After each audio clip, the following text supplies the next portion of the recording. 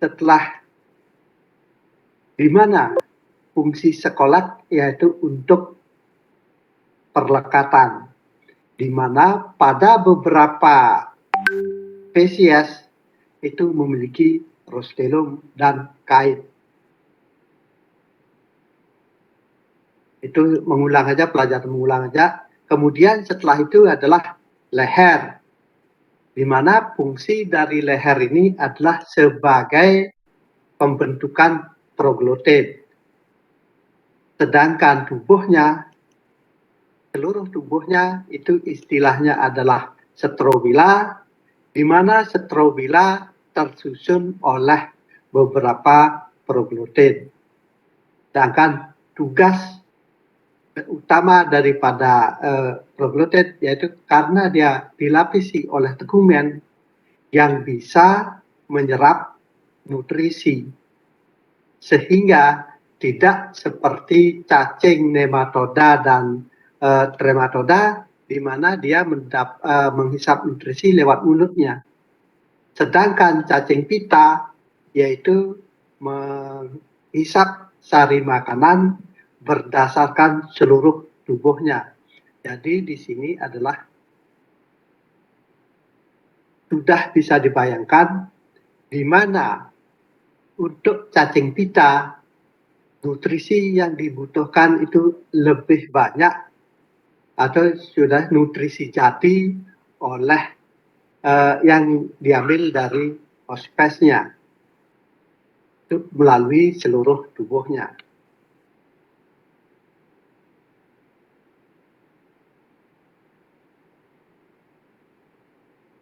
Sehingga kunci utama dari pada semester 4 ini adalah cuma di sini. Ingat di sini, yaitu seperti saya katakan, yaitu beberapa spesies dari cacing pita memiliki senjata. Dengan adanya senjata di dalam sekoleknya, sehingga akan bisa menimbulkan kelukaan. Itu kuncinya. Dengan adanya kelukaan pada usus, terutama pada usus, sehingga bisa menimbulkan karena ada luka, jelas reaksi tubuh terhadap kerusakan yang pertama kali adalah terjadinya radang. Radang, ingat radang yang ditandai oleh eritema, kemerahan, dolor, sakit, kalor, panas, tumor, menjendol, membengkak, kemudian fungsiolesa. Ini nanti akan berdampak pada gejala klinis, di mana semakin banyak jumlah cacing, sehingga gangguan yang ditimbulkan akan semakin parah. Sehingga nanti ingat, gejalanya untuk cacing pita itu tidak khas. Karena apa? Karena dia cuma menghisap nutrisi, dan beberapa diantaranya kadang-kadang bisa melukai usus. Tidak semuanya. Ada beberapa, nanti itu yang perlu diingat.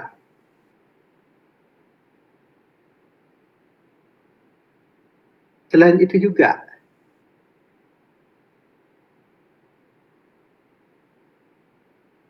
seperti tadi juga, tubuhnya dapat dibedakan menjadi skolek, nek, dan strobila. Skolek sudah saya jelaskan, ada kaitnya. Nek untuk memproduksi proglutin, sedangkan strobila untuk menghisap makanan. Sehingga nutrisi diserap melalui seluruh dinding strobila. Semakin panjang cacing pita, nutrisi yang diserap semakin banyak. Tuh. Kemudian siklus hidupnya, ingat, ini adalah termasuk platyhelminthes, cacing pipih, di mana tubuhnya pipih seperti pita. Sedangkan cacing platyhelminthes lain yaitu trematoda, yaitu pipih seperti daun. Kedua-duanya menggunakan siklus hidup secara tidak langsung.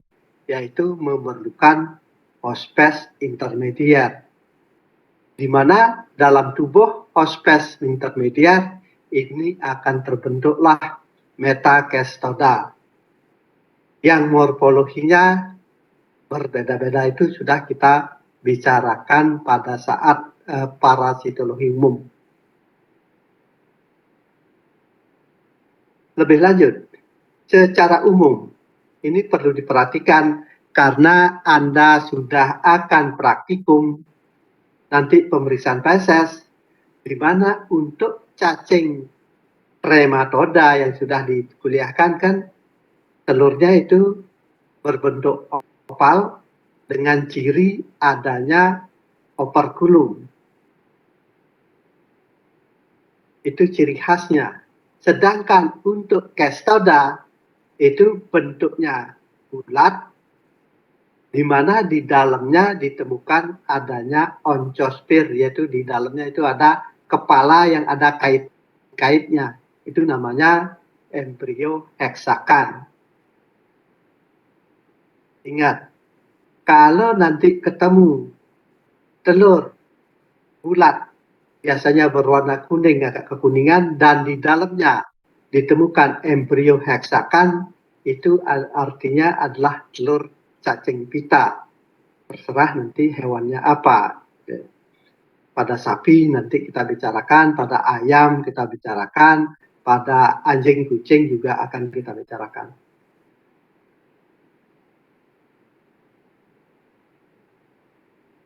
Oke, sampai di sini bisa didengar ya, atau bisa dimengerti sebelum kita masuk ke penyakitnya. Bisa, Dok. Oke, lanjut. Yaitu kestodiosis. Ingat, kalau menulis judul, kalau itu sudah penyakit, harus diakhiri oleh akhiran osis, bukan asis. Osis. Kestodiosis pada ayam. Mana kestodiosis pada ayam itu disebabkan oleh daipenia, yaitu sudah dulu praktikum, yaitu cacing pita yang ukurannya sangat kecil, yaitu mikroskopis, tetapi dia termasuk paling patogen, di mana hospes antaranya adalah siput, sedangkan hospes metakestodanya yaitu cysticercoid. Ingat, asal hospes intermediarnya itu invertebrata, mesti bentuk peralihannya atau metakestodanya adalah cysticercoid. Kalau sudah yang vertebrata itu baru Cysticercus, Poenurus, itu kuncinya. Kemudian penyebab yang kedua yaitu dari genus Reletina dengan spesies Tetragona, Echinobotrida, dan Cysticelus. Ini adalah cacing yang ukurannya besar dan panjang di antara cacing pita pada ayam. Kemudian yang terakhir yaitu Amubotainia, yaitu ukurannya mikroskopis juga, di mana untuk hospes intermediar daripada Daphenia siput, seperti saya katakan, kemudian Reletina ada semut, ada kumbang, sedangkan Amubotainia adalah cacing tanah. Karena ini semuanya adalah invertebrata, sehingga bentuk peralihannya adalah cysticercoid. Ingat itu. Karena apa? Karena nanti akan ada Cysticercus, Poenurus, dan yang lain-lain lagi.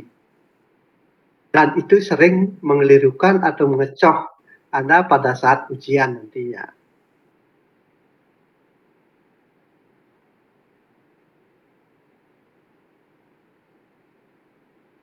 Seperti saya katakan tadi, siklus hidup dari masing-masing cacing pita pada ayam yang berbeda-beda. Ada yang hospes intermediar adalah semut, ada siput, ada lagi yang lainnya, itu seperti belalang atau kumbang, itu terserah. Di mana dalam tubuh hospes intermedier akan terbentuklah sistiserkoid. Sistiserkoid bila dimakan oleh ayam maka terjadi perkembangan di dalam tubuh ayam menjadi bentuk dewasa. Di mana patogenitasnya, seperti saya katakan tadi, yaitu Dapainia adalah paling patogen. Mengapa dia paling patogen? Padahal ukurannya paling kecil. Di mana disebabkan karena Rostelum dan Astabulanya dipersenjatai oleh kait, sehingga dia akan masuk pili usus, sehingga timbullah gejala yang patogenitasnya paling jelas, yaitu terjadi peradangan. Seperti terlihat pada gambar di sebelah, yaitu ususnya akan mengalami pendarahan. Kemudian, Raletina acidobria juga bisa mencapai panjang 25 cm. Dengan Rostelum dan Astabula juga dipersenjatai, sehingga bisa melubangi usus dan menimbulkan nodul-nodul dan kadang-kadang menyebabkan peritonitis atau peradangan usus. Sedangkan untuk cacing Raletina dan Abubotainia yaitu kurang patogen. Maksudnya ini patogen ini adalah kelainan. Kelainannya tidak jelas. Kelainannya pada usus tidak jelas, tetapi dia juga merugikan. Karena seperti saya katakan tadi, semakin banyak cacingnya, semakin banyak proglutidnya, sehingga nutrisi atau sari makanan yang diserap akan semakin banyak.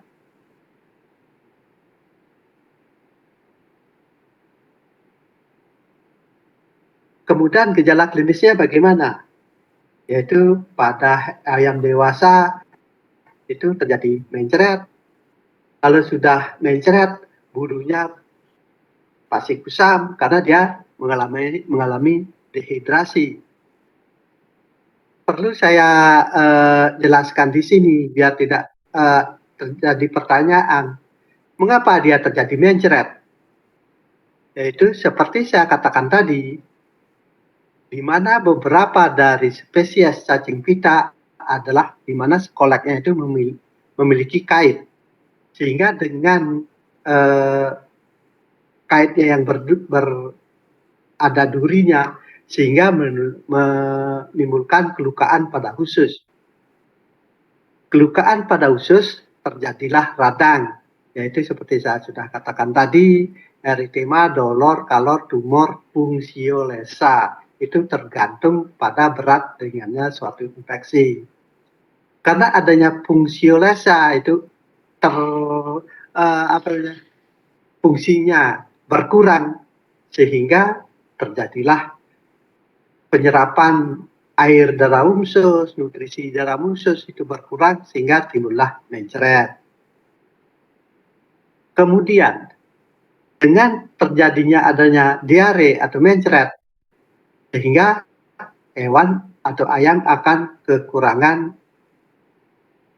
air, sehingga terjadi dehidrasi dan timbul gejalanya yang nampak yaitu bulunya kusam, mudah lepas, dan lain-lainnya. Kemudian gejala lainnya bagaimana? Karena sudah sakit, ya jelas produksi menurun karena tidak ada asupan makanan, karena makanan sudah diambil lebih dulu oleh cacing. Kemudian selaput lendir pucat karena produksi darahnya juga berkurang karena protein yang diperlukan juga berkurang. Yaitu di mana ini sangat tergantung kepada intensitas infeksi.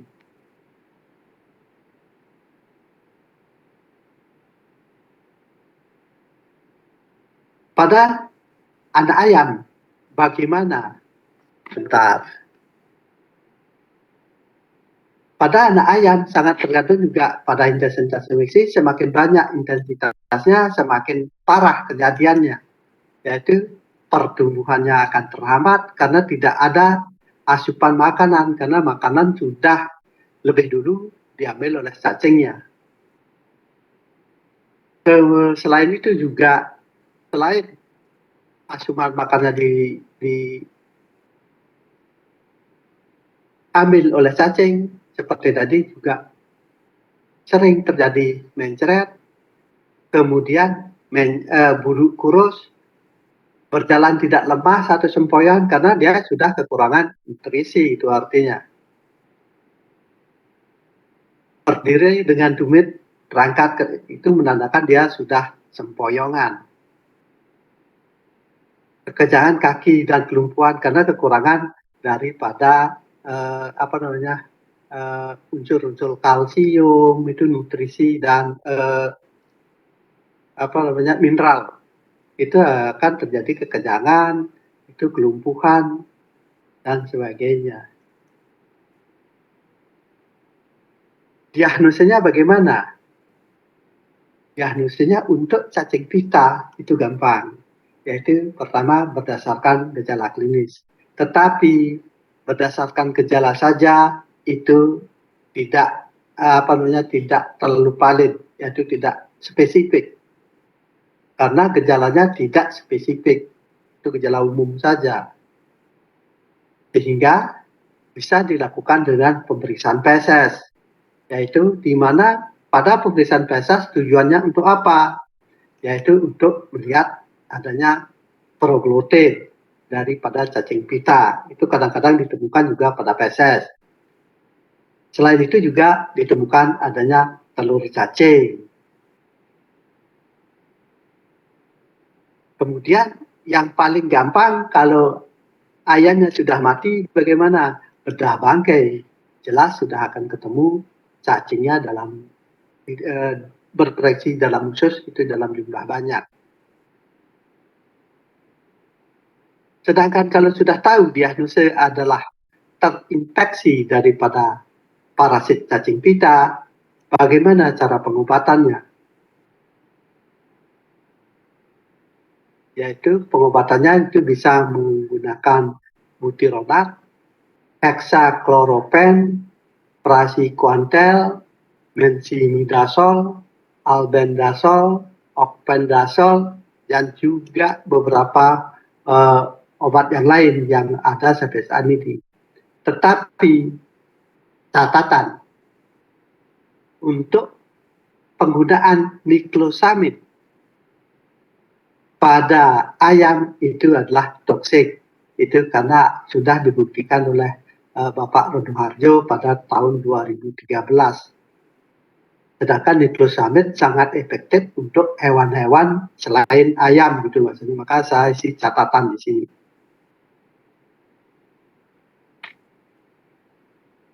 Dan jangan mencoba-coba mengobati ayam menggunakan niklosamid karena toksik, ya ayamnya akan mati. Kontrolnya bagaimana? Itu gampang. Hindarnya termakannya hospes intermediate. Seperti apa hospes intermediate? Seperti tadi saya katakan, yaitu semut, kemudian cacing tanah untuk Amobotainia, juga siput untuk Dapenia, dan yang lain-lainnya. Oke, sampai di sini mungkin untuk ayam saya sudahi. Masih ada perlu kita diskusikan atau belum dimengerti sebelum saya lanjutkan ke anjing saya yang dikeroyok juga oleh cacing pita yang lain.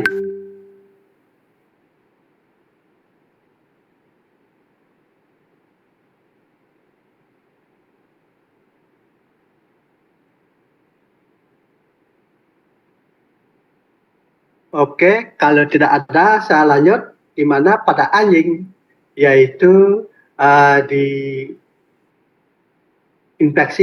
bisa diinfeksi oleh cacing Dipilidium, kemudian Taenia, kemudian Dipilobotrium dan Spirometra, kemudian Echinococcus. Untuk Echinococcus di Indonesia belum pernah dilaporkan, sehingga saya tidak akan lewati saja.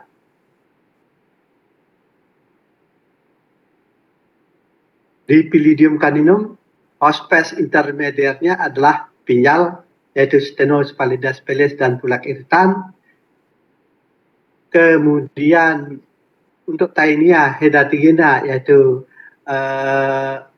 hospes intermediarnya adalah domba, kambing, sapi, dan seterusnya. Tania opes atau hospes intermediar adalah domba dan kambing, dengan bentuknya adalah Cysticercus opes. Sedangkan Taenia pisiformis, yaitu hospes intermediar adalah kelinci, dan Metacastodia adalah Cysticercus pisiformis. Juga ada Taenia multiceps, juga Taenia serialis. Bagaimana caranya membedakan antara spesies ini? Tolong maaf dibuka lagi parasitologi umumnya waktu semester 3 kemarin, yaitu dengan melihat percabangan uterus lateralnya. Kemudian yang lain yaitu Echinococcus granulosus, yaitu ada di luar negeri, belum ada di Indonesia.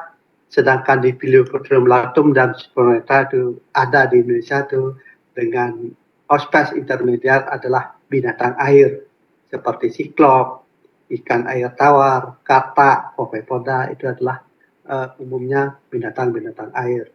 Sedangkan pada Echinococcus granulosus di daerah sana, yaitu ada hospes intermediarnya adalah babi, kuda, domba, kambing, sapi, dan manusia juga.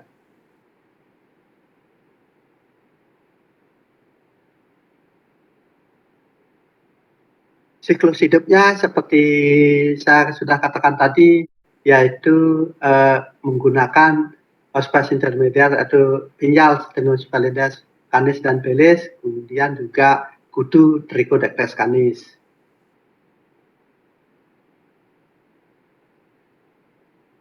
Juga Taenia sama siklus hidupnya menggunakan hospes intermediar kambing, domba, sapi, dan segala siap. Silahkan lihat di atas. Kemudian gejala klinisnya bagaimana? Gejala klinisnya yaitu diare, seperti saya sudah katakan tadi, karena terjadi peradangan pada usus, timbullah diare. Kemudian juga terjadi konstipasi. Mengapa terjadi konstipasi? Konstipasi terjadi karena cacing pita itu akan menyumbat lumen usus, sehingga feses tidak bisa melewati gerombolan atau cacing yang menggumpal itu, sehingga terjadilah konstipasi. Selain diare dan konstipasi juga apa? Selaput lendir, ucap. Kenapa? Karena dia akan kekurangan bahan pembuat darah, terutama yaitu kekurangan vitamin B12. Karena satu-satunya hewan yang bisa memproduksi vitamin B adalah anjing. Karena ususnya itu sudah meradang, sehingga dia akan tidak bisa memproduksi vitamin B12, sehingga terjadilah anemia pernikosa. Selain itu juga gejala lainnya apa? Kerdil, perutnya buncit, itu gejala umum, lemah, letih, lesu, dan yang lain-lainnya. Karena itu menandakan kekurangan nutrisi.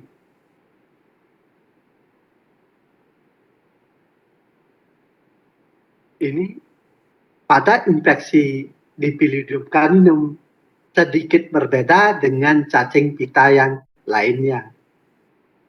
Karena apa? Karena untuk infeksi cacing daripada Dipilium caninum ada gejala yang agak khusus atau sangat khas, yaitu menyeret pantat. Mengapa anjing yang terinfeksi Dipilidium itu menyeret pantat? Karena proglotit dari cacing Dipilium danum caninum itu akan secara aktif bergerak.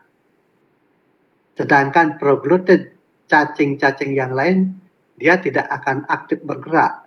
Hanya proglotit Dipilium caninum yang aktif bergerak sendiri keluar dari anus. Sehingga pada saat proglotit itu bergerak sendiri menembus anus, terjadi kegatalan sehingga anjingnya akan menyeret pantat. Kemudian juga kalau diperhatikan, di mana kalau dia berak ditemukan segmen grafit pada dasar atau di sekitar anus atau di tempat alas tidur. Itu biasanya ditemukan proglotit dari Dipilidium. Bagaimana cara mendiagnosanya? Yaitu diagnosa yaitu berdasarkan pemeriksaan gejala klinis, tetapi tidak menciri seperti saya katakan, karena penyakit parasit tidak ada yang gejala khas. Kemudian dengan mikroskop kita meriksa proglotit atau telur. Di mana untuk proglotit kita bisa bedakan, di mana kalau ketemu proglotit dengan berbentuk biji mentimun dengan dua lubang kelamin kiri kanan, itu adalah Dipilidium.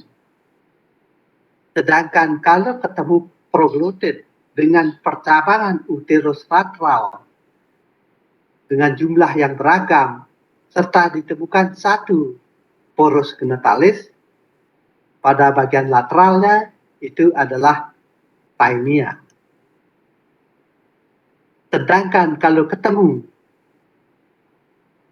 proglotit yang keras pedut, yaitu lebarnya lebih panjang ketimbang panjangnya, dengan uterus yang berbentuk spiral, itu adalah spirometra.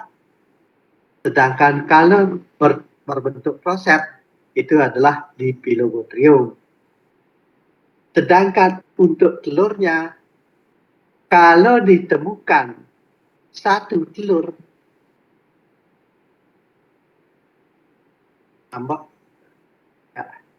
kalau ditemukan satu telur, itu adalah telur dari Taenia.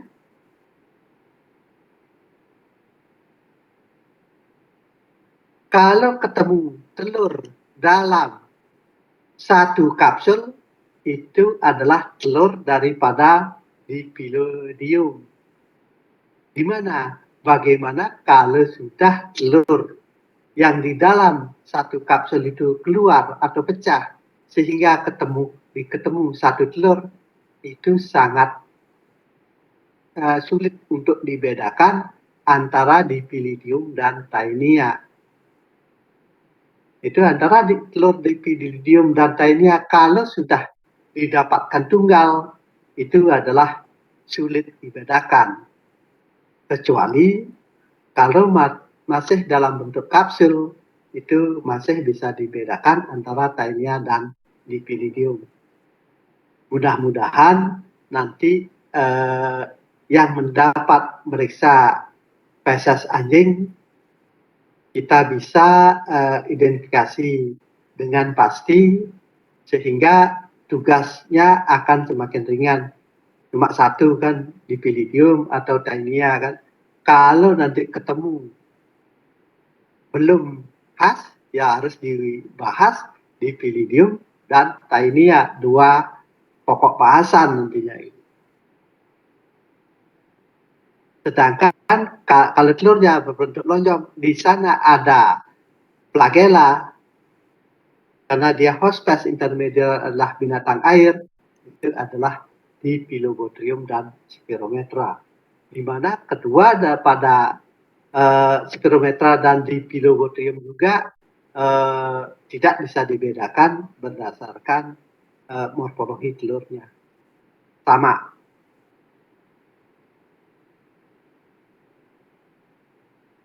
Penguatannya bagaimana? Ya, seperti saya katakan tadi, di sini ada nukleosamid, sedangkan pada ayam itu adalah toksik. Sedangkan untuk anjing itu bagus, itu. Makanya saya tadi kasih catatan nukleosamid tidak bagus untuk toksik pada ayam. Selain itu juga bisa digunakan gunamidin, praziquantel, dan aricolen. Di mana selain terinfeksi oleh cacing, pada tubuh anjing juga kadang-kadang ditemukan juga bentuk peralihan. Di mana kontrolnya yaitu dilakukan pengobatan pada hospes definitif secara teratur. Kemudian membunuh hospes intermedier atau memasak daging yang akan diberikan pada anjing itu dalam suhu 5 derajat selama 30 menit atau mendinginkan pada temperatur di bawah 10-20 menit selama 10 hari.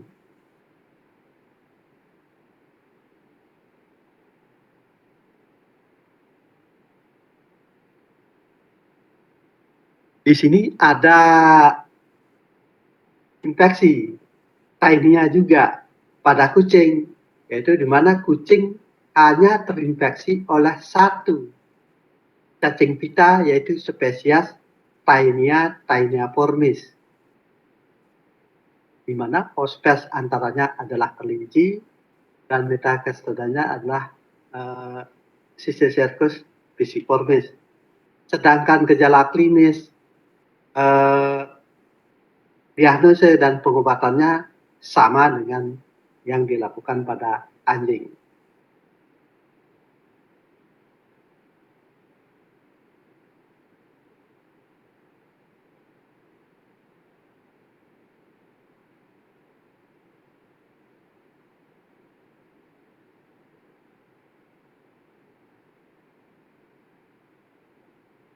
Itu sama pada anjing. Oke, lebih lanjut yaitu karena waktu saya sudah hampir menipis juga, yaitu pada sapi, domba, kambing, dan ruminansia, khususnya pada ruminansia. Yaitu di mana cacing pitanya yaitu disebabkan oleh Monesia expansa dan Monesia benedini. Dengan hospes intermediat adalah tungau rumput, Oribatidae. Kemudian cara penularnya juga memakan atau pertama makanan atau minuman yang tercemar oleh tungau infektif. Kemudian patogenesisnya bagaimana? Dia hanya menginfeksi umur di bawah 6 bulan. Di mana pada umur dewasa itu jarang.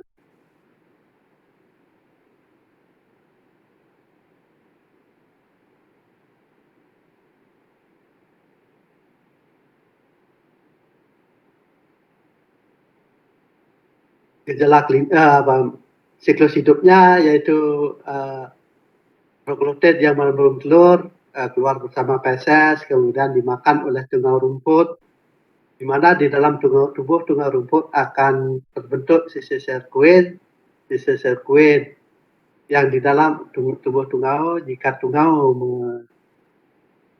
berjalan ke rumput dimakan oleh sapi, domba, kambing, maka terjadilah infeksi dan sisir sirkuit akan berkembang lebih lanjut di dalam tubuh hospes definitif. Gejala klinisnya bagaimana? Umumnya itu gejalanya ringan dan tidak menciri. Pada infeksi berat bagaimana? Seperti saya katakan tadi, yaitu jelas terjadi diare karena apa? Karena iritasi perglutin. Bagaimana sih kerusakan itu? Ya sangat tergantung pada berat ringannya suatu intensitas infeksi. Terjadi konstipasi bagaimana? Karena disumbat. Terjadi konfusi atau kejang-kejang bagaimana? Karena kekurangan mineral. Itu gejala-gejala yang tidak begitu menciri untuk cacing pita. Tapi ini dari beberapa kasus itu seandainya ada sapi mati atau domba kambing mati itu ditemukan cacing pita, sedangkan tidak terlihat adanya Trichostrongylus, sehingga dikira itu terbunuh oleh cacing pita. Sebenarnya itu salah karena sebenarnya cacing hewan tersebut dibunuh oleh cacing Trichostrongylus yang patogen pada ruminansia, tetapi karena morfologinya kecil sehingga sering diabaikan, dicurigai yang bertubuh besar yang menyebabkan kematian tersebut. Diagnosisnya bagaimana? Ya pemeriksaan tinja. Untuk apa? Untuk melihat seperti tadi saya katakan proglutin atau telur, di mana telur daripada manusia itu bentuknya khas, yaitu berbentuk hampir segi empat, tetapi yang jelas di dalamnya ditemukan adanya embrio heksakan, atau di dalamnya ada embrio yang memiliki 6 kait.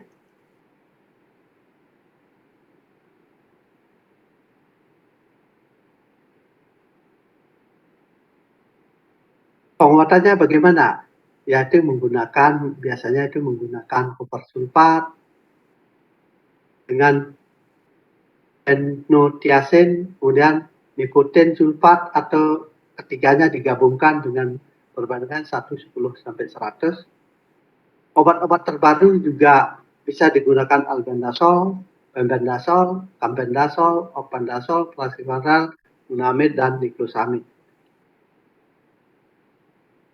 Sedangkan pada sapi domba itu juga ditemukan metacstoda, yang paling jelas di sini yaitu adalah Cysticercus opis atau inermis, yaitu di mana prediksinya pada pipi, paha, punduk, jantung, lidah, diafragma, hati, paru-paru. Itu tidak mesti demikian, itu kadang-kadang juga pada interkoste. Sedangkan cacing dewasanya yaitu Taenia saginata yang hidup pada usus manusia. Pada hewan bagaimana gejalanya? Tergantung lokasi dan ukurannya. Kalau lokasinya itu di otak, terjadi kelumpuhan dan segalanya. Tetapi sudah sering diteliti, itu gejalanya itu terjadi depresi, kelemahan, malas bergerak, karena itu jika terjadi pada otot-otot gerak. Hipersensitivitas moncong kalau terjadi pada terbentuk kistanya itu pada moncongnya. Kelumpuhan lidah karena Cysticercusnya banyak menumpuk di daerah lidah dan kejangan dengan pulsus meningkat. Kejangan jika terjadi di otak, pulsus meningkat ya, jika banyak ditemukan pada jantung, pernapasan cepat dan dangkal itu jika ditemukan pada paru-paru, itu tidak khas juga. Sedang sirkus yang lain yaitu Cysticercus dan Cistahydatid, ya ini semuanya cacing dewasanya itu berproduksi pada usus anjing dan anjing. Kucing tidak. Kalau kucing itu pada kelinci. Diagnosisnya bagaimana? Masih sulit ditemukan pada hewan hidup, sehingga adalah pemeriksaan di Kesmapet, yaitu pemeriksaan daging, yaitu dilakukan pemeriksaan postmortem. Penguatannya bagaimana? Sampai saat ini masih sulit, sehingga bisa dicoba menggunakan mebendazole dan albendazole. Kontrolnya bagaimana? Menghilangkan sumber infeksi pada hewan terinfeksi dengan memberikan pengobatan seperti yang sudah dikatakan tadi, pemeriksaan daging di rumah potong hewan secara ketat. Inilah usaha-usaha kontrol sampai saat ini karena sulit, yaitu masih melakukan pemeriksaan daging di rumah potong hewan secara ketat, tetapi juga hasilnya sangat tergantung pada kejelian daripada pemeriksaan daging dan motivasinya, karena di ogah-ogahan yang jelas tidak akan ketemu, yaitu mendinginkan pada suhu 10 derajat Celcius selama 15 hari atau memasak sampai matang. Sedangkan bahasan saya terakhir yaitu babi. Babi adalah satu-satunya hewan yang bebas dari infeksi cacing pita. Ingat, satu-satunya hewan yang bebas dari infeksi cacing pita. Tetapi di dalam tubuhnya itu akan ada metakestoda, yaitu Cysticercus cellulose. Yaitu juga predileksinya menyebar di antara jantung, lidah, pipi, interkoste, diafragma, paha, paru-paru, hati, dan ginjal. Kemudian cacing pita dewasanya adalah cacing pita yang berpredileksi pada usus manusia. Ini adalah bersifat zoonosis. Gejala klinisnya bagaimana? Ya, seperti saya katakan tadi, sangat tergantung kepada predileksi daripada sistemnya. Pernah dilaporkan terjadi depresi, kelemahan, dan malas gerak, epilepsi, sadar di otak, buta, hidungan juga pada bola mata, dan yang lainnya. Diagnosisnya bagaimana? Pada pemeriksaan daging akan ditemukan Cysticercus, obes, sudah jelas.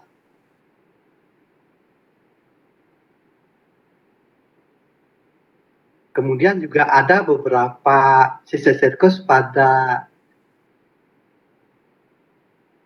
babi, yaitu Cysticercus tenuicollis, Cystahidated yang sama juga karena anjing dewasa, cacing dewasanya hidup pada anjing dan kucing. Kontrolnya sama dengan pada sapi.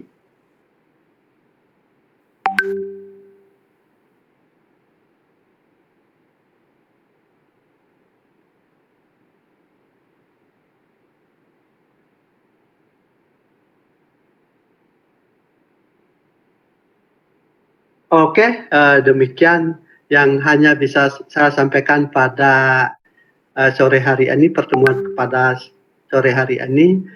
Terima kasih.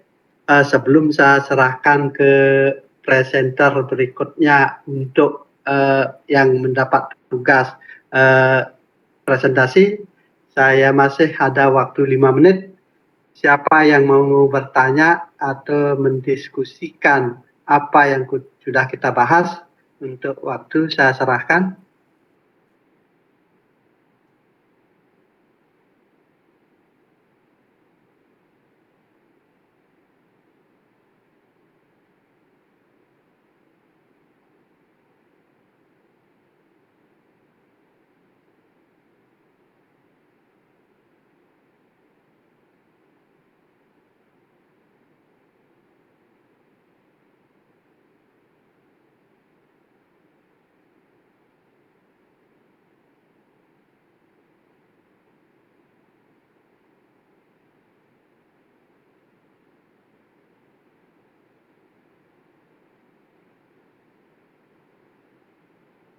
Oke, mungkin biar tidak membuang waktu percuma, kalau tidak ada yang mau kita diskusikan, silahkan kepada yang mendapat tugas presentasi pada sore hari ini, saya persilahkan untuk share konten.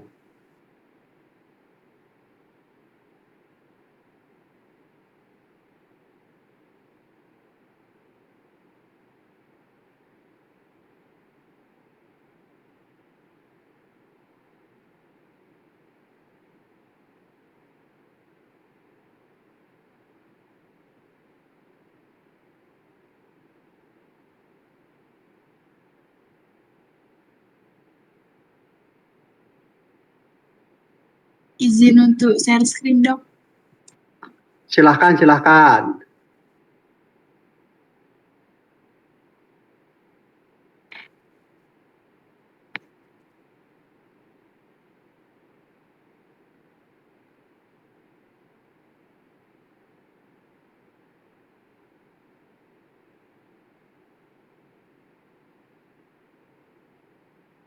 Oke, silakan.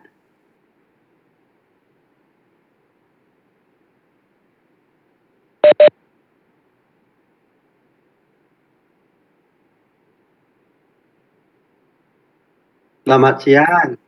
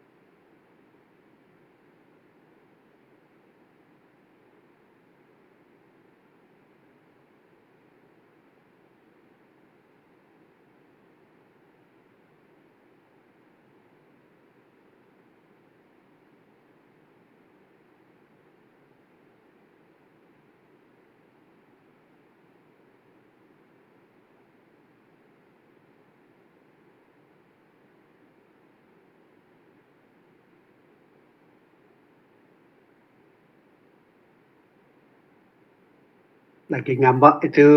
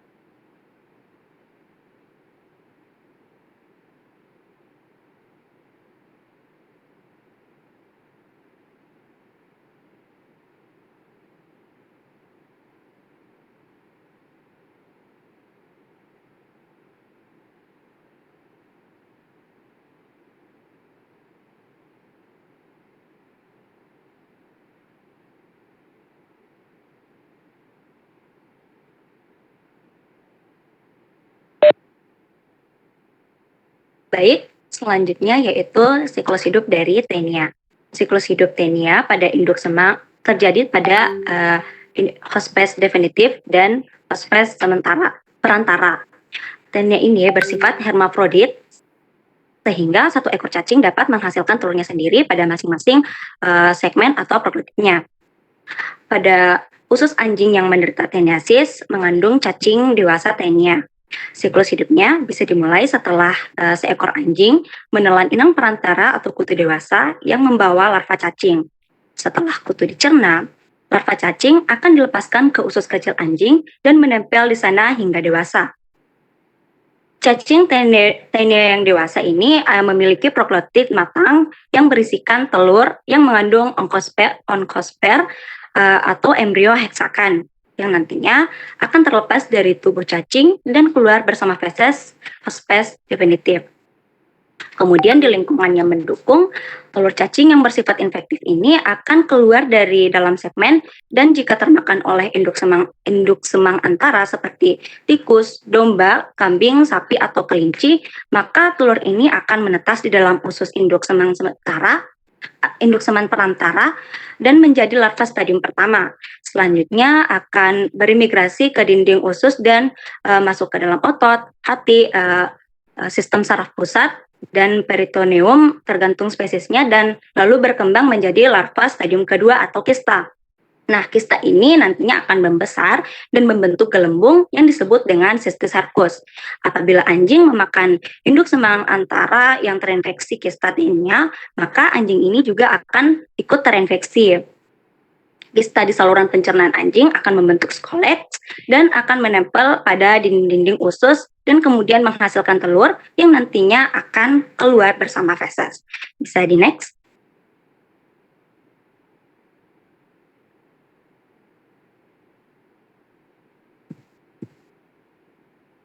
Selanjutnya, gejala klinis. Pada umumnya, hewan yang terinfeksi tidak menunjukkan gejala yang nyata. Infeksi Taenia umumnya ditemukan pada anjing di beberapa daerah, paling sering di daerah yang beriklim hangat.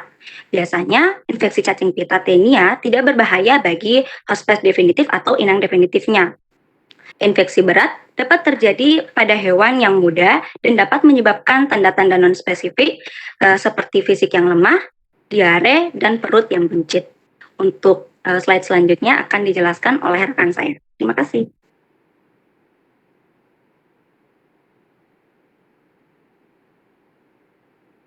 Baik, terima kasih atas kesempatannya. Di sini saya akan melanjutkan presentasi mengenai diagnosa. Untuk diagnosis Taeniasis itu bisa dilakukan dengan menemukan dan mengidentifikasi proklotit atau telur cacing dalam feses di bawah mikroskop. Selain itu, diagnosis Taeniasis juga bisa dilakukan dengan cara pemeriksaan serologi, yaitu dengan ELISA, dengan enzim limited immunoelectron transfer blood atau EITB, dengan complement fixation and hemagglutination dan PCR.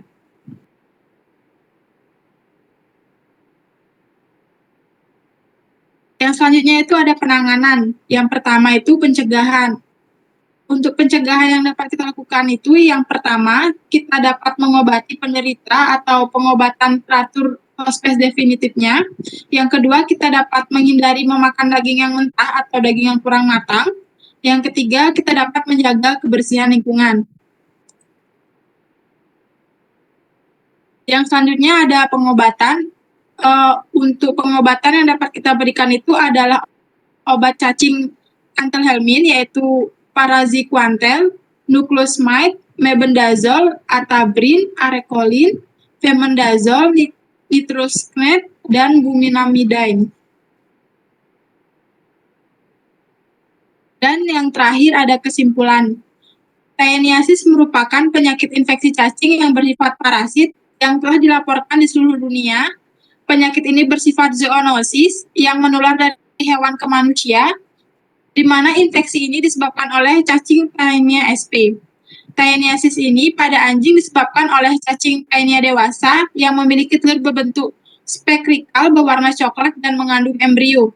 Cacing pita Taenia yang menginfeksi anjing itu ada Taenia hidantigena, Taenia multiceps, Taenia ovis, Taenia crabei, Taenia pisiformis, dan Taenia serialis. Selanjutnya itu Taenia ini bersifat hermafrodit sehingga satu ekor cacing itu dapat menghasilkan telur sendiri pada masing-masing segmen atau proklotid. Untuk diagnosisnya itu bisa dilakukan dengan menemukan dan mengidentifikasi proklotid atau telur cacing dalam feses di bawah mikroskop, dan pencegahan yang dapat dilakukan itu yaitu dengan mengobati penderita, menghindari memakan daging mentah, dan menjaga kebersihan. Untuk pengobatannya itu dapat menggunakan obat cacing atau antelhelmik. Sekian yang dapat saya sampaikan, saya kembalikan ke moderator. Terima kasih. Baik, terima kasih. Kelompok 2A ya. Entar, Iya, ini kelas apa ya? Halo. Oh, kelas A, kelas A2, kelas A berapa? Kelompok 2. Iya, Dok. Oke, terima kasih.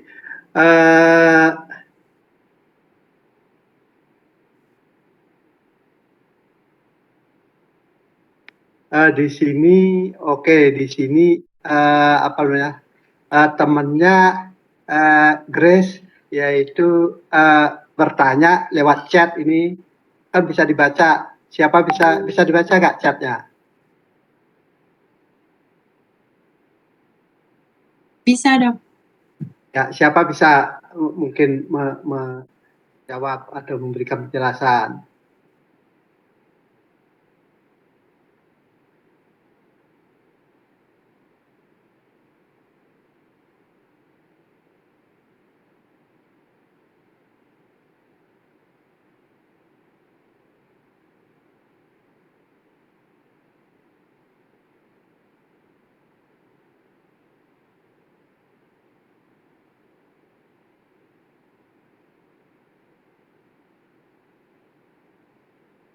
Mohon izin dok, apakah saya boleh bertanya? Silakan. Baik dok, perkenalkan sebelumnya, nama saya Imade Surawan dengan nomor NIM 017 dari kelas A. Saya izin bertanya kepada kelompok 2. Nah, pertanyaan saya, jika kita curiga anjing kita terinfeksi cacing, salah satu cara pemeriksaan ada tidaknya cacing, yaitu dengan mengecek fesesnya. Namun, seperti yang kita ketahui, cacing golongan Cestoda yang paling umum menginfeksi anjing yaitu Dipilidium caninum. Nah, bagaimana kita mengetahui anjing kita sebenarnya terinfeksi Dipilidium caninum atau cacing Taenia? Nah, bagaimana juga membedakannya karena kedua cacing tersebut berasal dari genus yang sama, sehingga banyak terdapat kemiripan. Terima kasih.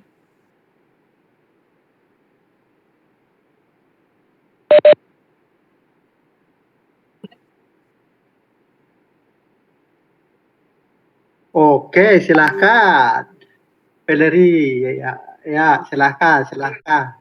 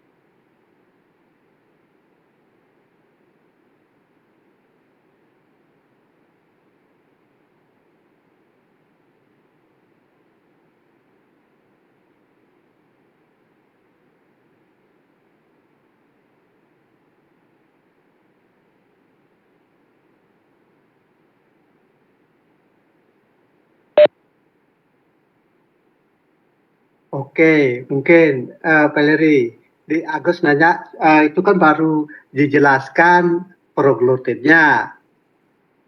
Kalau telurnya bagaimana? Gitu mungkin pertanyaannya Agus tadi. Apakah bisa dibedakan antara Taenia dan Dipilidium? telurnya, morfologi telurnya, maksudnya bisa nggak? Kalau nggak salah saya sudah singgung dikit tadi.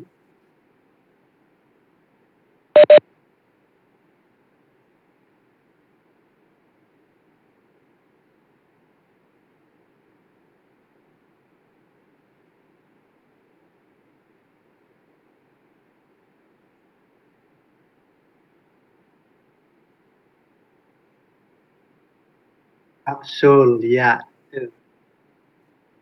Itu perbedaannya, Gus, juga itu perbedaannya. Tetapi itu ada tetapinya.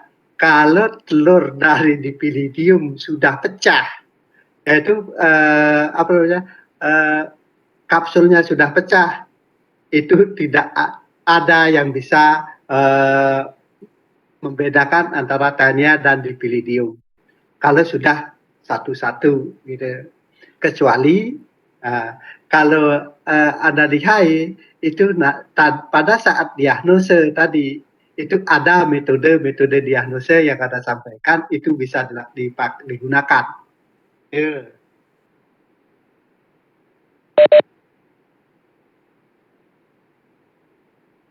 Silahkan.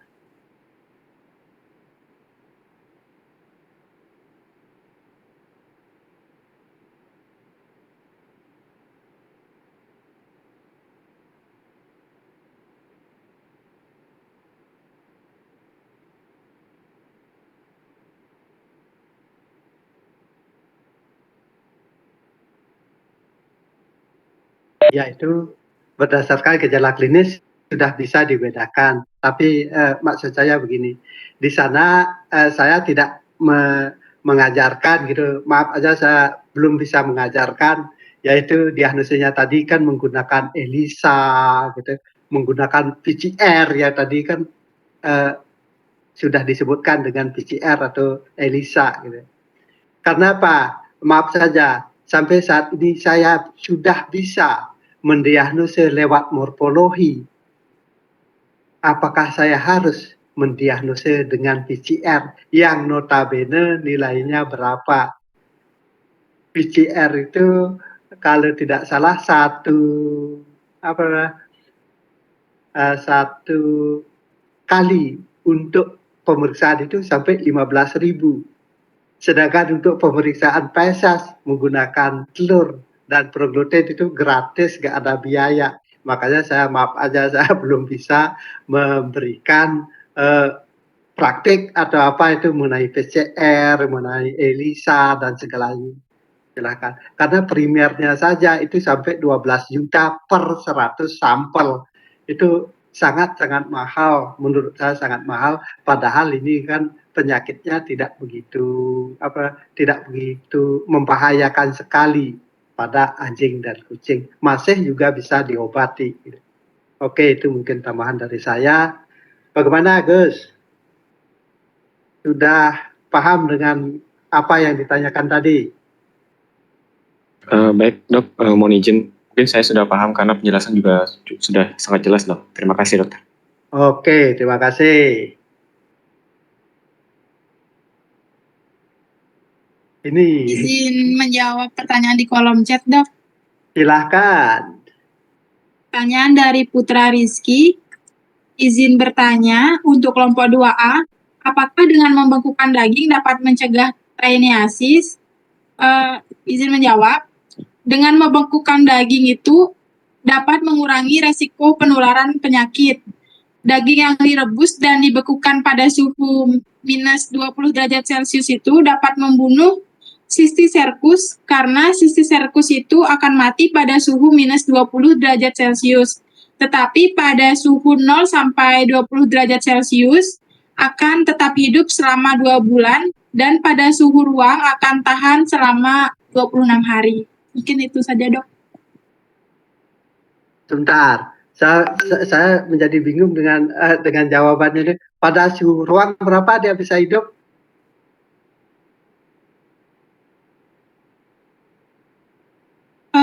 Dari referensi yang saya baca itu suhu ruangnya tidak disebutkan, Dok. Dia cuma bilang Ya, berapa hari dia bisa hidup Cysticercus pada suhu ruang? Selama 26 hari, Dok. Artinya kalau daging ditaruh dalam suhu ruang selama 20 hari, dia nggak busuk apa enggak? Daging ditaruh dalam suhu ruang selama 20 hari, nggak busuk ya?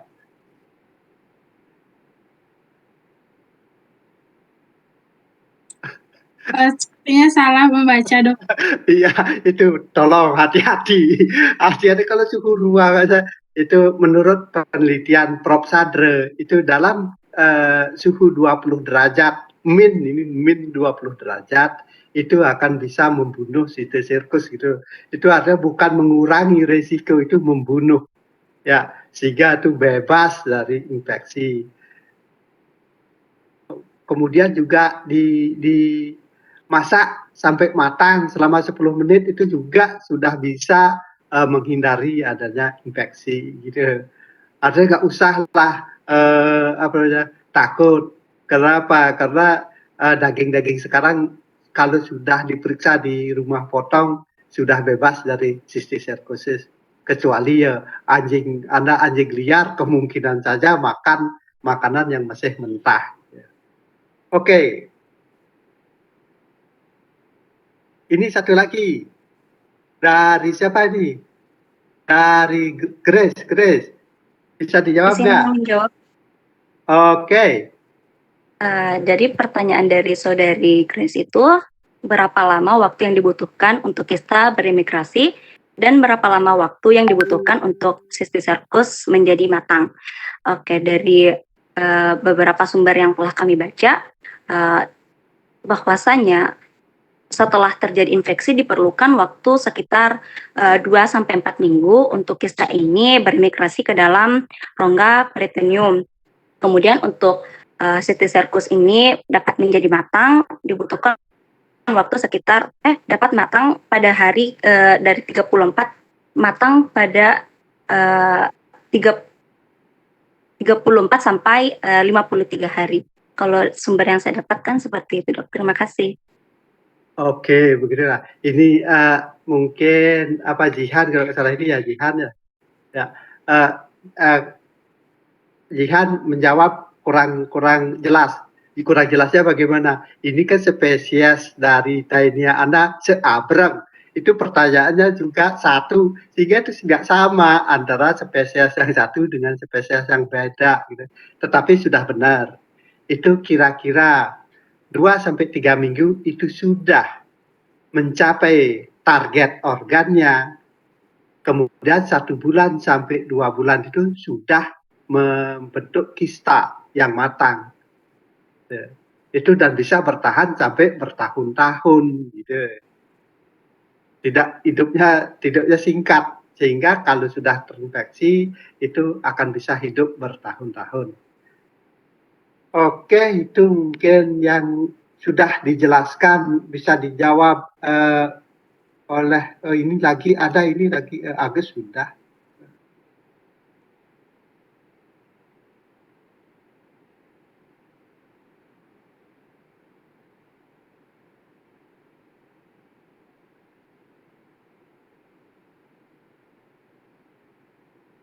Oke, nggak ada pertanyaan ini, maaf, saya nggak selalu melihat room saya. Ada mahasiswa kata yang terpental ini. Oke, masih ada yang perlu didiskusikan lagi?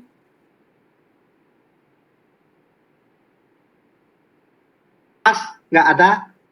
Terima kasih kepada kelompok 2A atas bantuannya. Mohon semoga Anda, menurut saya itu Anda telah memahami bertiga ini, cukup memahami apa itu taeniasis. Sudah lengkap. Itu sudah dipahami. Kemudian juga untuk mahasiswa yang lain, mudah-mudahan dengan melihat dan mendengar tadi sudah bisa nyantol ingat 100% sehingga pada saat ujian nanti tidak akan kewalahan. Itu harapan saya. Terima kasih sekali lagi. Terima kasih kepada kelompok 2A. Terima kasih. Dan selanjutnya saya persilahkan untuk kelompok yang lain lagi yang mau presentasi, silahkan.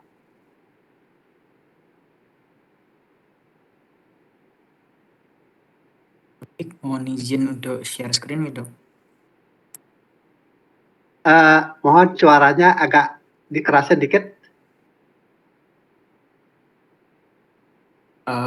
Izin untuk share screen nih, Dok. Silahkan.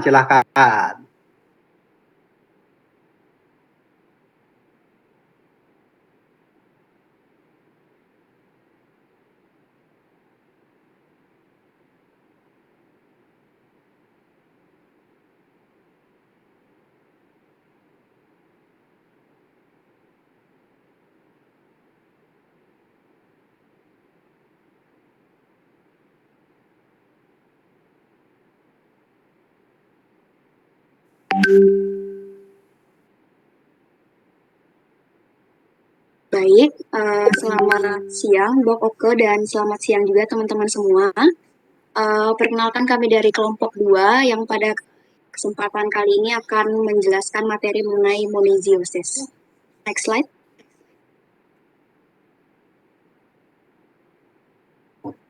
Jadi anggota dari kelompok 2 sendiri itu yang pertama ada IKD Adi Krisna Widiantara dengan NIM akhir 061, kemudian ada IKD Ari Satria Prayoga dengan NIM akhir 068, lalu ada saya sendiri Regita Larasa Putri dengan NIM akhir 071.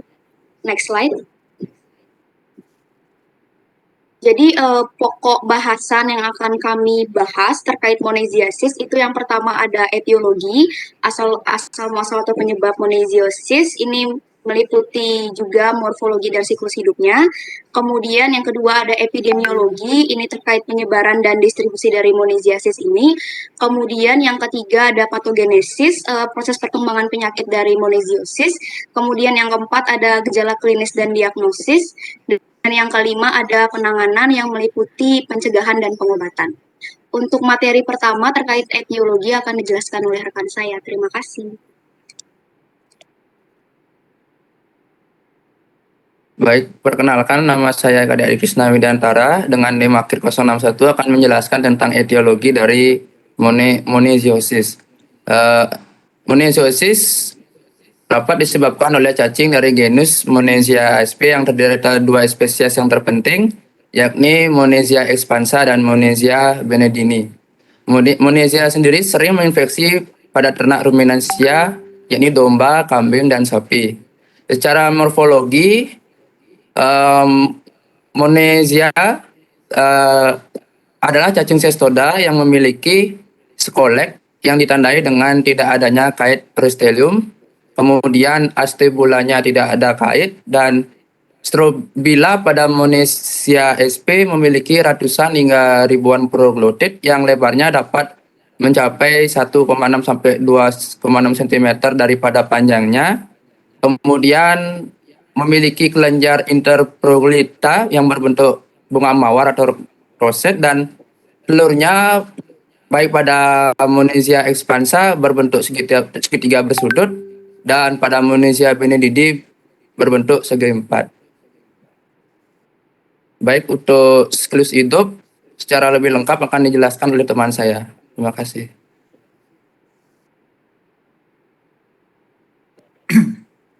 Baik, sebelumnya terima kasih atas kesempatan yang telah diberikan. Saya IKD Ari Satria Prayoga di sini akan melanjutkan materi mengenai siklus hidup dari Monesia sp. Untuk siklus hidup dari Monesia sp yaitu adalah siklus hidup yang terjadi secara tidak langsung, yang mana telur dari Monesia sp itu terdapat di lingkungan eksternal atau di luar, sehingga secara tidak sengaja nantinya akan tertelan oleh inang perantara, yang mana inangnya di sini yaitu Tungo oribatida. Lalu telur tersebut dapat tumbuh dan berkembang menjadi cysticercoid. Untuk siklus hidupnya yang lebih lanjut itu, yang mana pertamanya dimulai ketika telur cacing dikeluarkan bersama dengan feses penderita atau host, yaitu dalam segmen yang mana berbentuk seperti butiran-butiran beras.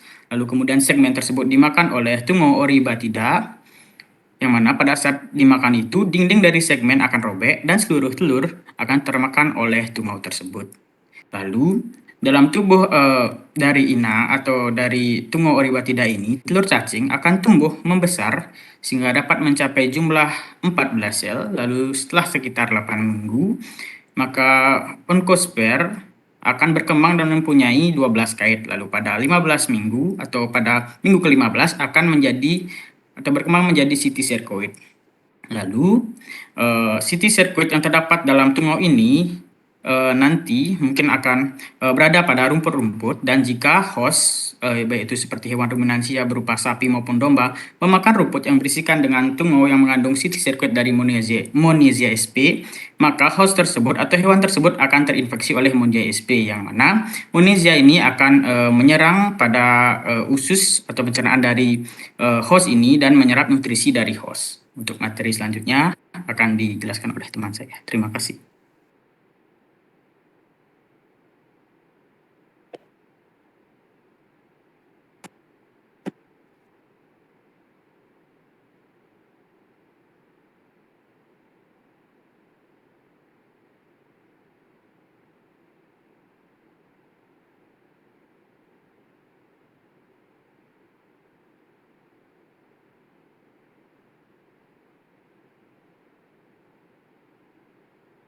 Baik, di sini saya akan melanjutkan tentang epidemiologi dari monesiosis. Untuk slide-nya, mohon.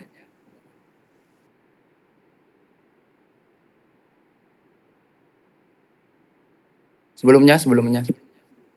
Nah, pada monesiosis tersebar ke seluruh dunia dengan prevalensi tertinggi di daerah endemik atau daerah yang paling rentan pada infeksi monesia, yakni baik dari daerah tropis maupun subtropis seperti Asia, Afrika, Eropa, dan Amerika.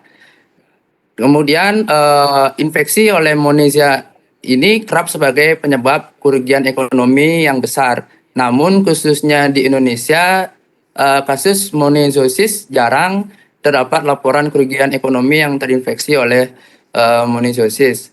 Kemudian kasus monesiosis sering terjadi pada ternak ruminansia, terutama pada musim hujan yang menginfeksi 100% dan musim dingin yang menyerang 74,8% pada ospes definitif, yakni pada tepatnya di bulan Oktober hingga bulan Desember. Hal ini disebabkan adanya cacing dewasa dalam usus inang, kemudian melepaskan segmen grafit yang kemudian keluar secara pasif bersama dengan tinja lalu tersebar dan mengkontaminasi lapangan pengembalaan, sehingga Oribatidae atau tungau rumput yang sebagai ospet intermediate akan aktif pada musim hujan ataupun musim dingin akan menelan segmen grafit yang mengandung telur monesia dan berkembang menjadi cysticercoid dalam rongga tubuhnya. Kemudian apabila inang definitif memakan rumput yang terkontaminasi oleh cysticercoid dari Oribatidae. Namun demikian pada awal musim kemarau ataupun musim semi, infeksi oleh Monezia sendiri menurun drastis, sekitar 25-44% pada ternak ruminansia, sebab terkait dengan puncak dari aktivitas Oribatidae-nya. Kemudian akan dijelaskan oleh teman saya. Terima kasih.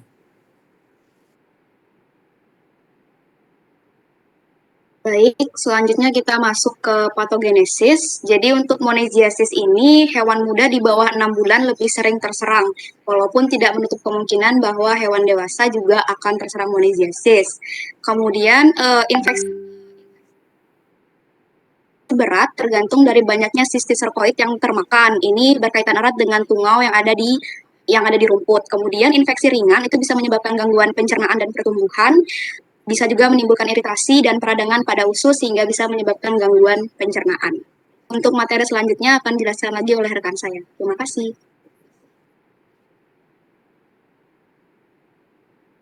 Baik, di sini saya akan melanjutkan materi mengenai gejala klinis dari penyakit monesiosis. Untuk monesiosis sendiri, gejala klinisnya itu akan nampak ketika penyakit sudah mulai parah atau cacing sudah menyebar ke seluruh tubuh, yang mana gejala-gejala yang nampak yaitu yang pertama adalah sapi mengalami gangguan pencernaan seperti diare dan gangguan absorpsi makanan yang mungkin dapat dilihat pada slide seperti gambar yang pertama. Lalu untuk ketika sudah mengalami gejala akut, itu akan seperti keracunan, yang mana hal itu disebabkan oleh adanya racun dari ekskresi cacing dewasa, yang mana dapat menyebabkan gangguan metabolisme pada sapi, yang mana jika proses metabolisme pembentukan energi pada sapi ini terganggu, tentu saja akan dapat berpengaruh terhadap pertumbuhan, yang mana akan terhambat dan bisa bersifat fatal pada anak sapi.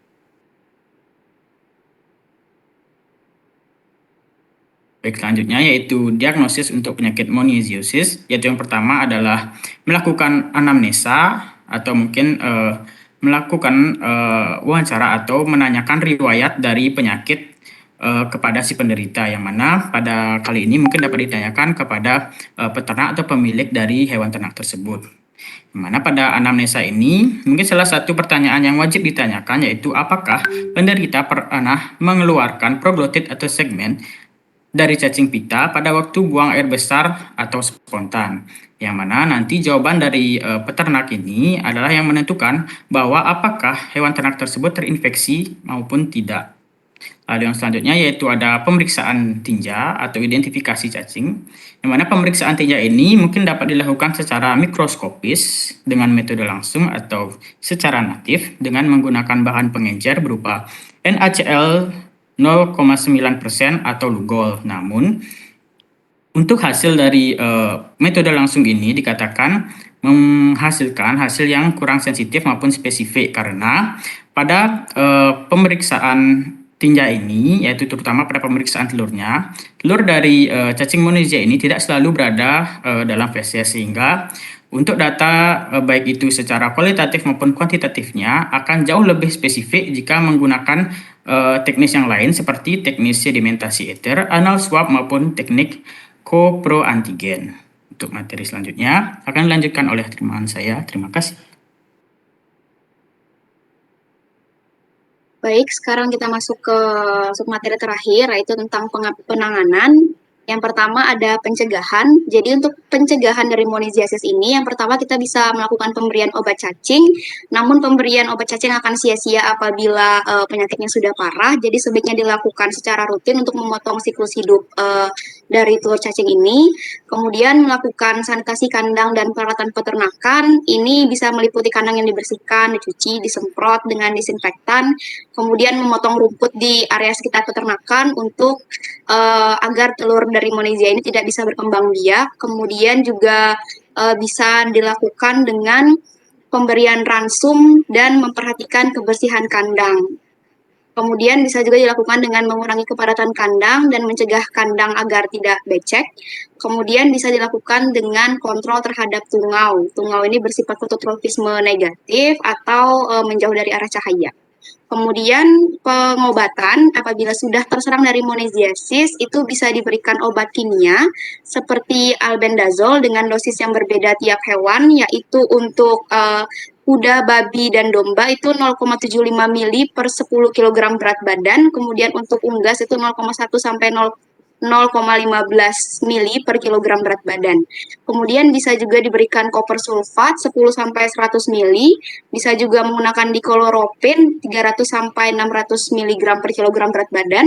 Kemudian bisa juga dengan iomesan 75 mg per kilogram berat badan, bisa juga dengan lead arsenat 0,1 0,5 sampai 1 gram per kilogram berat badan dalam kapsul gelatin. Mungkin cukup sekian materi mononucleosis dari kelompok kami. Selanjutnya dilakukan dengan diskusi. Apabila teman-teman ada yang ingin bertanya, dipersilahkan. Oke, silahkan. Ini kelas B ya?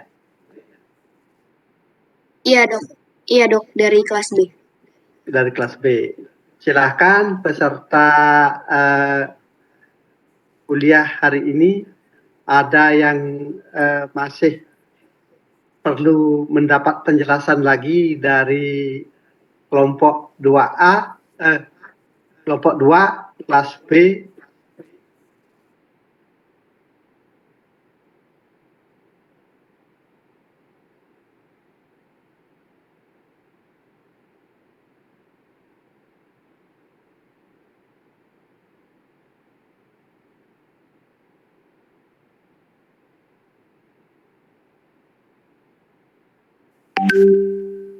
Oke, di chat sudah ada. Bisa dibaca chatnya enggak?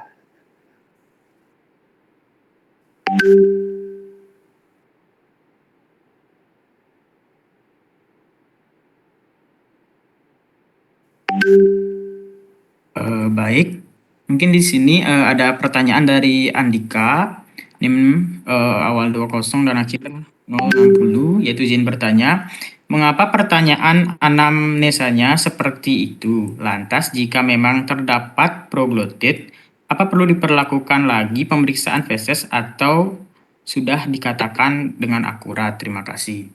Baik, di sini mungkin saya mohon izin untuk menjawab.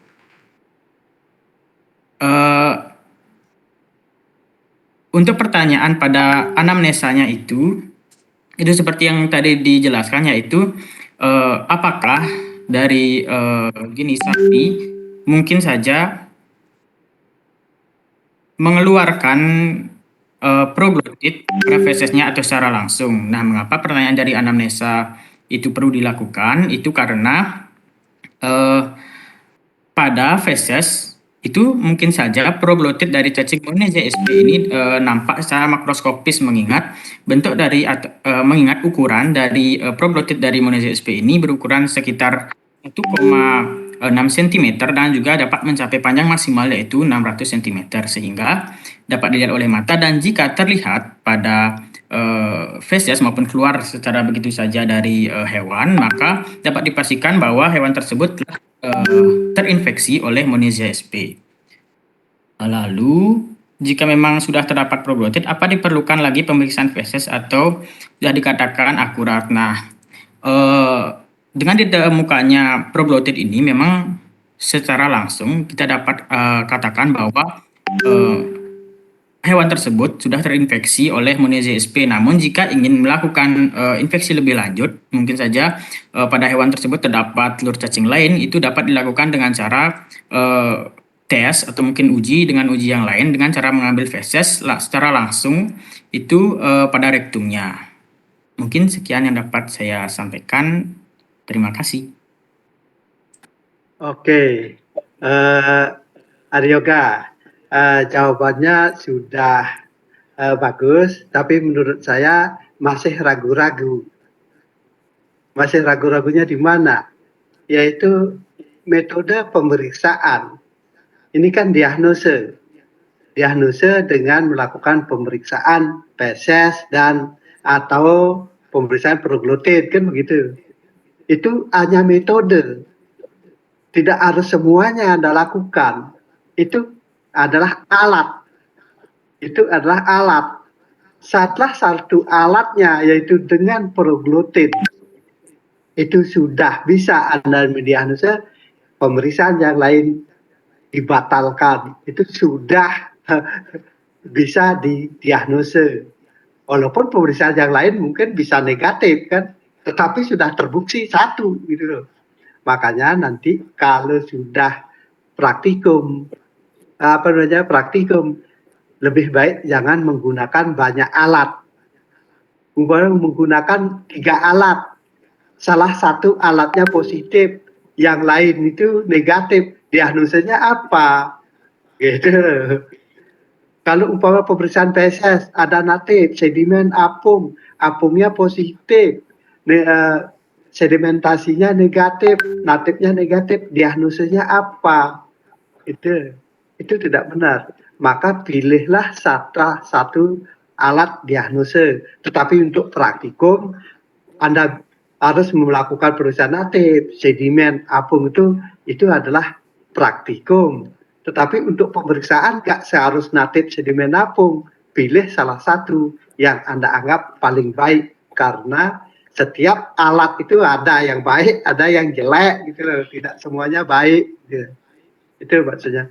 Seperti juga Andika di sini, kalau sudah ketemu proglotit, bisa diidentifikasi, pemeriksaan sudah berakhir, itu akhirnya diagnosisnya sudah bisa ditetapkan berdasarkan morfologi proglotit. Itu maksudnya. Ada yang lain lagi? Mohon izin dok, Di kolom chat masih ada 2 pertanyaan lagi. Saya izin jawab salah satunya, itu dari Citra dengan NIM akhir 054. Izin bertanya, tadi dijelaskan dalam patogenesis bahwa hewan muda di bawah 6 bulan lebih sering terserang monesiasis. Mengapa demikian? Terima kasih. Saya izin menjawab bahwa mungkin faktor yang menyebabkan kenapa hewan muda lebih rentan daripada hewan dewasa itu yang pertama karena sistem imun yang belum sempurna dari hewan muda. Kemudian selain sistem imun, mungkin yang berpengaruh juga bisa keadaan lingkungan, itu berpengaruh juga seperti ketinggian yang mempengaruhi suhu dan kelembapan dan kemudian berpengaruh terhadap perkembangan stadium larva infektifnya, mengingat tungau juga yang hidup di daerah yang fototropisme negatif atau tidak terkena cahaya. Kemudian selain itu juga selain umur, sebenarnya faktor yang mempengaruhi dari tingkat infeksitas dari Monezia ini adalah perbedaan dalam area penggembalaan dan kondisi manajemen masing-masing ternak. Kemudian juga bisa berpengaruh juga genetik dan juga jenis pakannya. Mungkin itu jawaban dari saya. Terima kasih. Oke, juga jawabannya sudah tepat ya. Kemudian juga apa namanya kita di sini juga yang berpengaruh gitu. Selain faktor apa namanya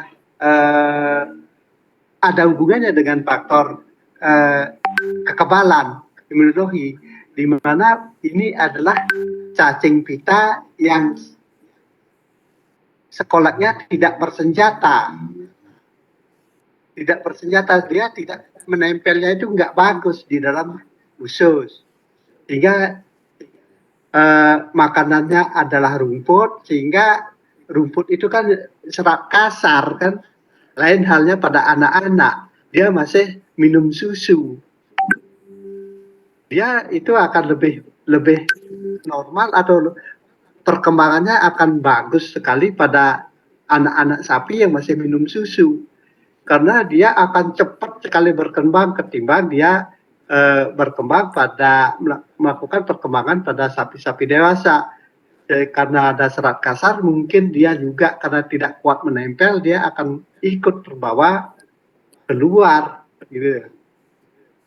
Itu juga yang berpengaruh dari hasil penelitian, itu juga berpengaruh terhadap mengapa pada sapi-sapi yang tua itu kejadiannya jarang. Selain seperti sudah dikatakan tadi, jelas faktor kekebalan itu sangat-sangat berpengaruh. Oke, itu mungkin tambahan dari saya. Ada lagi ini, siapa mau menjawab ini? Adi Izin menjawab, Brahmatika. Dok. Izin menjawab. Izin Iya, menjawab, Dok. silakan. Dari pertanyaan Adi Brahmantika dengan 5-052, ia bertanya mengapa Monezia lebih kuat bertahan dan cukup aktif menginfeksi saat musim dingin ataupun hujan dibandingkan musim semi atau kemarau. Izin menjawab bahwa mengapa yang menyebabkan Monezia ini lebih kuat bertahan dan lebih aktif itu karena faktor kondisi iklim termasuk suhu, baik kelembapan relatif dan juga cuaca hujan dan maupun cuaca dingin yang menguntungkan untuk kelangsungan hidup dan pengembangan tahap larva dari Monezia yang sangat didukung oleh inang perantara di padang rumput tersebut, Dok. Itu, Dok, terima kasih. Sebentar, kada Adi. Ini Ya. yang ditanyakan ini mengapa infeksi saat musim dingin itu lebih banyak ketimbang musim kemarau gitu loh. Mengapa gitu? Kan Ya, sudah Dok. dijelaskan oleh temannya tadi. Ini apa namanya? Tungau ini hidupnya bagaimana? Yang negatif apa ya? Dia bilang negatif gitu loh, ada yang negatif gitu.